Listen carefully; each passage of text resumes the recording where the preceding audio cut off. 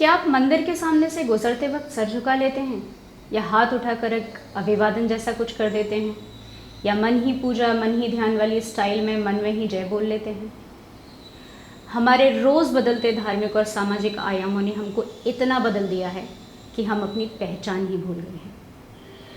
कुछ ज़िंदगी की जद्दोजहद और कुछ धर्मनिरपेक्षता की घुट्टी ने, सर्वधर्म समान के प्रायोजित आग्रह ने हमको हमारे धर्म से इतना दूर कर दिया है कि आज हमारे भारत का एक बहुत बड़ा बुद्धिजीवी वर्ग, सो कॉल्ड इंटेलेक्चुअल्स, जिसने हमारी संस्कृति, संस्कार, व्रत, त्योहार, मान्यताएं, इन सब का अर्थ बदल दिया।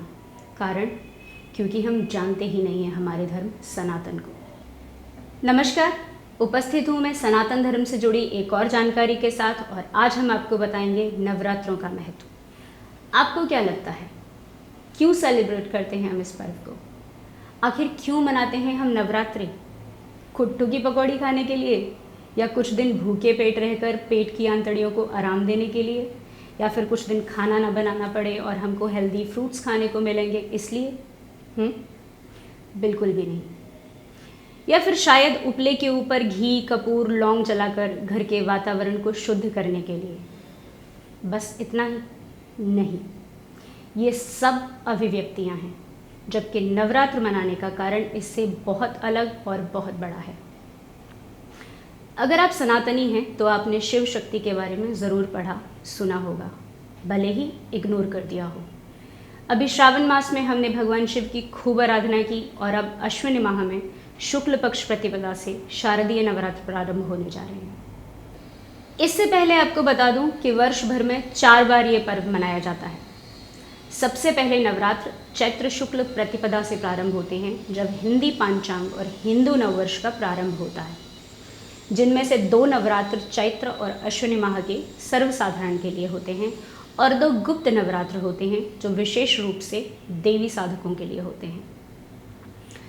आदिदेव शिव की अर्धांगिनी आदिशक्ति माँ जगदम्ब भवानी के 9 रूपों की आराधना या साधना करते हैं हम नवरात्रि में। हम बात कर रहे थे नवरात्र का महत्व क्या है और ये पर्व हम क्यों मनाते हैं। हम नवरात्र मनाते हैं हमारी आत्मा की शुद्धि के लिए। जैसे आप अपने शरीर की शुद्धि के लिए स्नान आदि करते हैं, वैसे ही हम अपनी आंतरिक अर्थात आत्मिक शुद्धि के लिए नवरात्र मनाते हैं। हमारा शरीर 3 प्रकार के गुणों से मिलकर बना है, सत, रज और तम। अपने इन्हीं गुणों के संतुलन और मानवीय चेतना कुंडलिनी के जागरण का पर्व है नवरात्र। सबसे पहले हम आराधना करते हैं माता शैलपुत्री की। इस दिन हम अपनी इंद्रियों को मूलाधार चक्र में निहित कर लेते हैं। मूलाधार चक्र मतलब आपके मेरुदंड की आखिरी हड्डी के केंद्र पर, अर्थात आपके प्रथम ऊर्जा केंद्र पर। अपनी 10 इंद्रियों, जिनमें 5 ज्ञानेंद्रियां, आँख, कान, नाक, जीभ और त्वचा, 5 कर्मेंद्रियां, हाथ, पैर, मुंह, गुदा और लिंग, और 4 अंतःकरण, मन, बुद्धि, चित्त और अहंकार।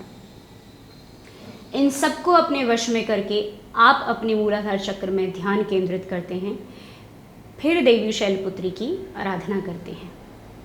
दूसरे दिन हम आराधना करते हैं माता ब्रह्मचारिणी की।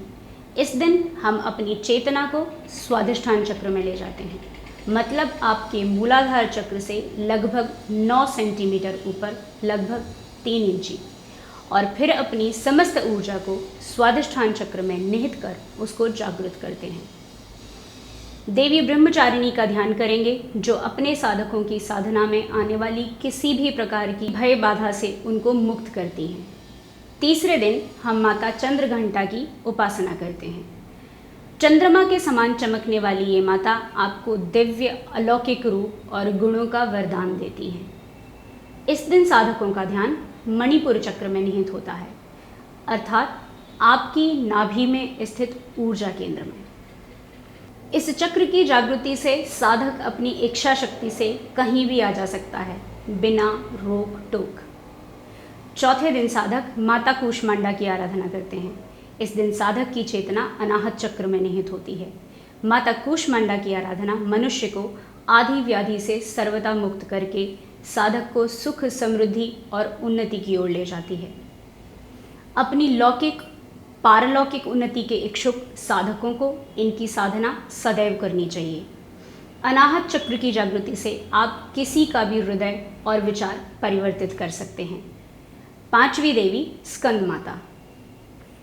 सूर्यमंडल की अधिष्ठात्री देवी होने के कारण इनके साधक अलौकिक तेजपुंज, कांति एवं शक्ति से संपन्न हो जाते हैं। इस दिन साधक की ऊर्जा विशुद्धि चक्र में निहित होती है। विशुद्धि चक्र की जागृति से साधक किसी को भी मोहित कर सकता है। आसान भाषा में किसी को भी अपने वश में कर सकता है। छठे दिन हम माता कात्यायनी की आराधना करते हैं। इस दिन साधक की ऊर्जा का केंद्र होता है आज्ञा चक्र। दोनों भ्रुकुटियों के मध्य में स्थित होता है यह ऊर्जा चक्र। इस चक्र की जागृति के लिए साधक को चाहिए वह अलौकिक और पारलौकिक समस्त सुखों की कल्पना से परे माता कात्यायनी की आराधना करें।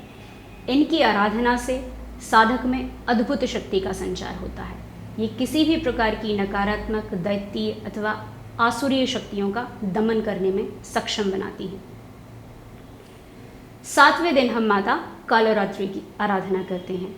इस दिन साधकों की चेतना सहस्त्रार चक्र में निहित होती है।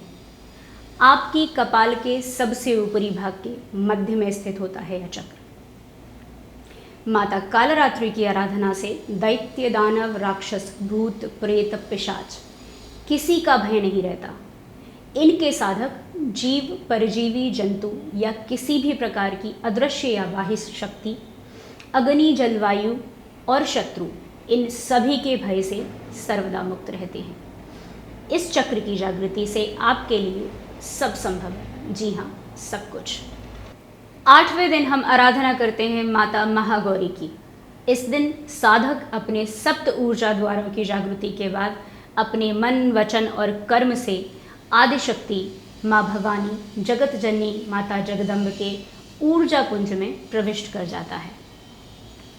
भगवान शिव की अर्धांगिनी आदिशक्ति माता गौरी विद्युत की गति से तेज विचारों को वश में करने की अद्भुत क्षमता प्रदान करती हैं। महागौरी के कृपा पात्र साधकों को कोई हानि नहीं पहुंचा सकता। 9वें दिन साधक माता सिद्धिदात्री की साधना करते हैं। सभी सिद्धियों की प्रदाता हैं माता सिद्धिदात्री। मार्कंडेय पुराण के अनुसार अणिमा, महिमा, गरिमा, लघिमा, प्राप्ति, प्राकामी, ईशित्व और वशित्व, ये 8 सिद्धियां होती हैं जो आपको आपके परम लक्ष्य, जिसे हम धर्म के नवीनीकरण में भूल गए हैं, अर्थात आपकी धार्मिक उन्नति और अंततोगत्वा मोक्ष की प्राप्ति, अर्थात इस लोक के सुखों को आप इच्छानुसार भोग कर परम गति को प्राप्त कर मोक्ष के अधिकारी बनते हैं। देवी पुराण के अनुसार भगवान शिव ने भी माता सिद्धिदात्री की आराधना करके उनकी कृपा से ही इन सिद्धियों को प्राप्त किया था। आज के वीडियो में बस इतना ही। सनातन धर्म से जुड़ी और सभी जानकारियों के लिए देखते रहिए मेरा कॉलम जानिए सनातन धर्म को। जय माता दी।